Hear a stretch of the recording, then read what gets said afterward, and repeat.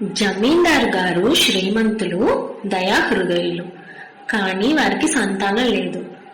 చివరికి వారి ఆస్తిపాస్తుల్ని ఎవరికి అప్పగించారో చూద్దాం రండి. పిఠాపురం జమీందారు రాజారావు గారు ఎంతో దయాహృదయం కలవారు. మాగాణి పంట భూములు, పెద్ద పెద్ద భవనాలు, ఉచిత ఆసుపత్రులు, అనాథ శరణాలయం, ఇలా ఎన్నో ఆస్తులున్న గొప్ప దయనీయులు. ఎంతో మందిని ఆదుకుంటున్న కలియుగ దేవుడు. జమీందారు రాజారావు గారి భార్య పద్మావతి. వారికి సంతానం లేదు.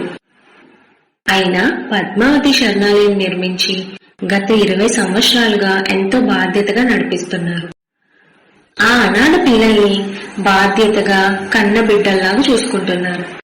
వారి పంట పొలాల్లో ప్రకృతి సిద్ధంగా పెరిగే ఆహార ధాన్యాల్ని, కూరగాయల్ని శరణాలయంలోని పిల్లలకి వండి పెట్టేవారు.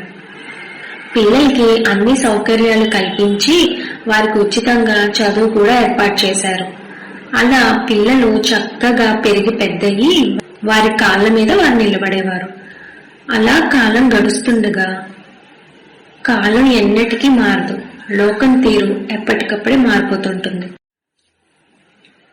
గత 5 సంవత్సరాలుగా శరణాలయానికి ఇన్ఛార్జిగా పనిచేస్తున్న పట్టాభి గారు పిల్లల్ని అంత బాధ్యతగా చూసేవారు కాదు.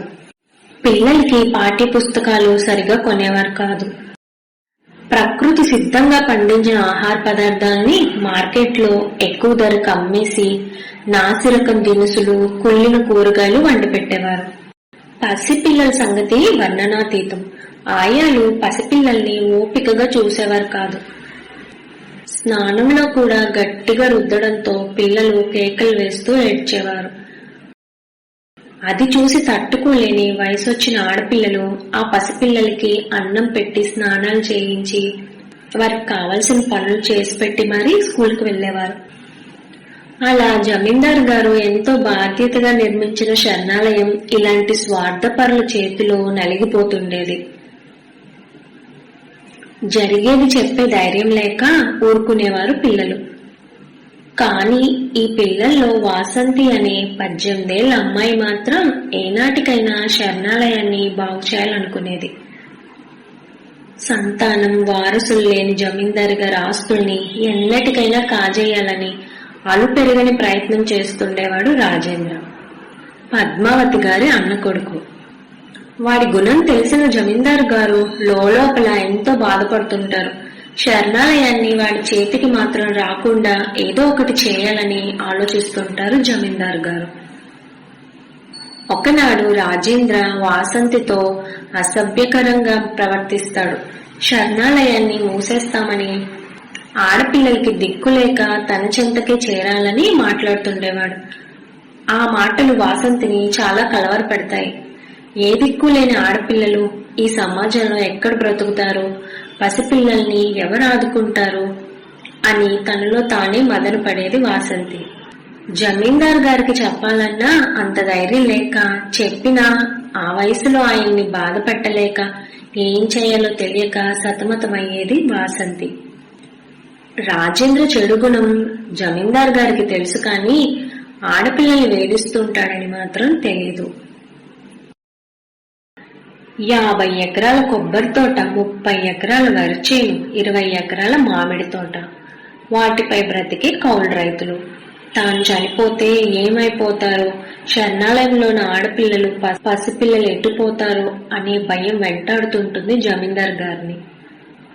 అలా ఒకనాడు ఒక IPS ఆఫీసర్ శరణాలయానికి వస్తారు.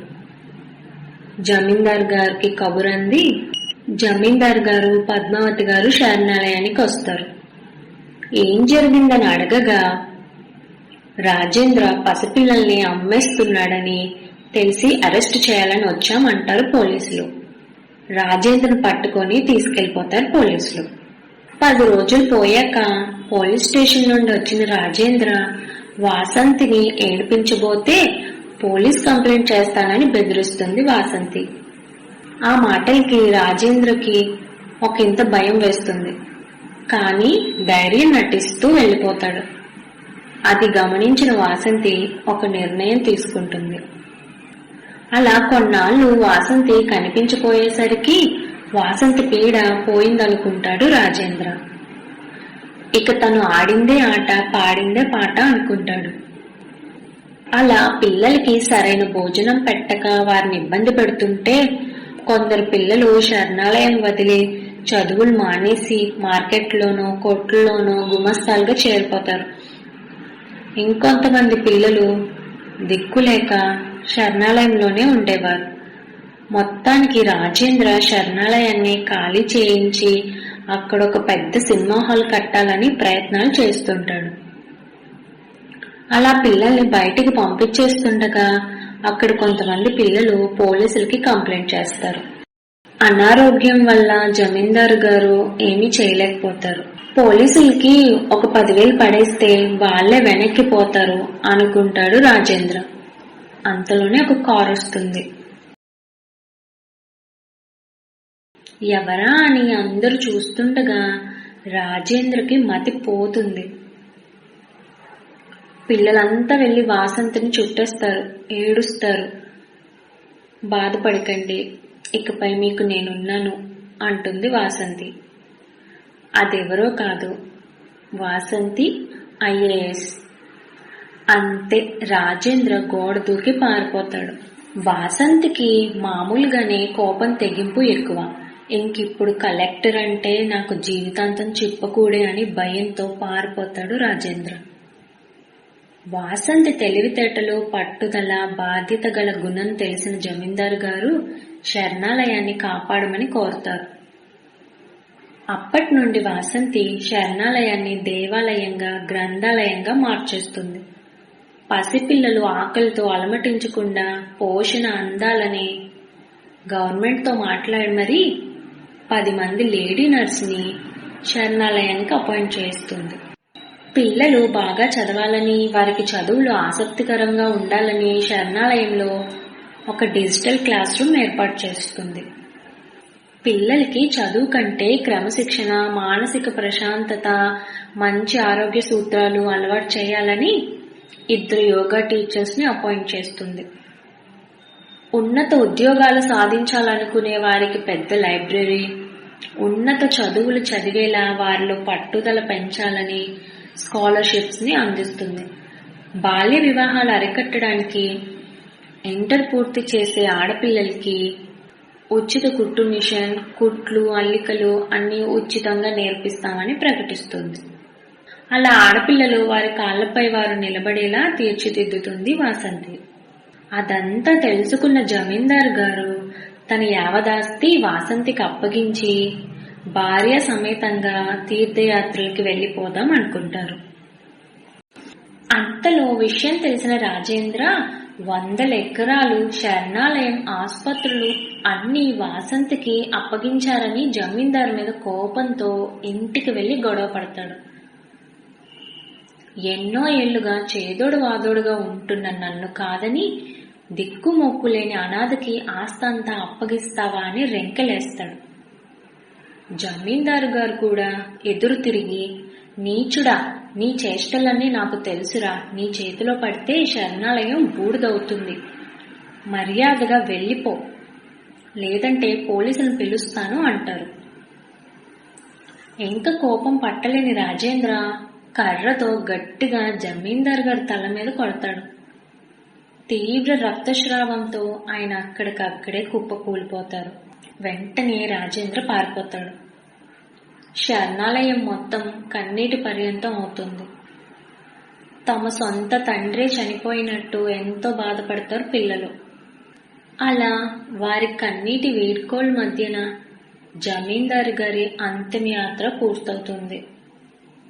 అంతటి దయామయుడు, సంఘ సంస్కర్త మళ్లీ పుట్టబోడని ఊరంతా కోడై కూస్తుంది. వార్తాపత్రికలన్నీ మారుమ్రోగిపోతాయి.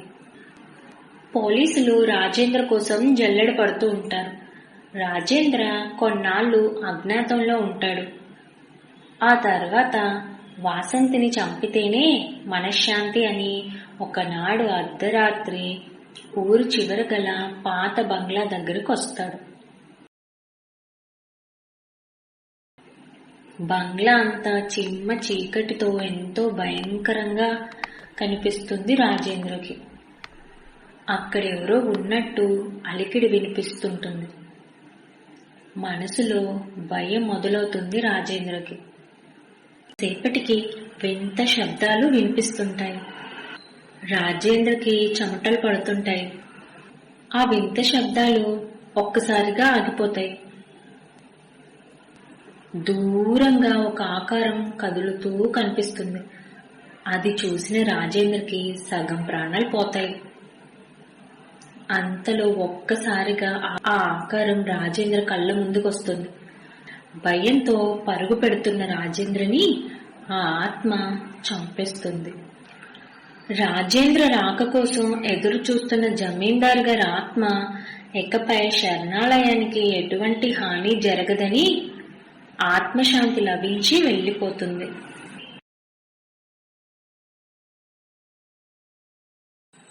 అలా జమీందారు గారు అప్పచెప్పిన ఆస్తులతో వాసంతి మరొక వృద్ధుల శరణాలయం కట్టిస్తుంది. ఒక ఉచిత పాఠశాల కట్టిస్తుంది. మధ్యాహ్నం భోజనం పథకంలో విద్యార్థులకి పాలు, పప్పు, గుడ్డు లాంటి పోషకాహారాన్ని అందిస్తుంది. ఇక శరణాలయాన్ని స్వార్థపరుల చేతికి అప్పగించలేక తానే స్వయంగా వాటికి ఇన్ఛార్జిగా పనిచేస్తుంది. అలా జమీందారు గారి ప్రతి రూపాయిని అనాథ పిల్లలకి, వృద్ధులకి చేరేలా చేస్తూ జమీందారు గారి విలువలకి తగిన అసలైన సంపదగా చరిత్రలో నిలిచిపోయింది వాసంతి. కష్టం తెలిసిన పిల్లలు, పట్టుదల కలిగిన పిల్లలు అనాథ శరణాలయంలో పెరిగినా మంచి వృద్ధిలోకి వస్తారనడానికి ఉదాహరణ వాసంతి. అందుకే మన ఆర్థిక పరిస్థితి ఎలా ఉన్నా కష్టం తెలిసేలాగే పిల్లల్ని పెంచాలి.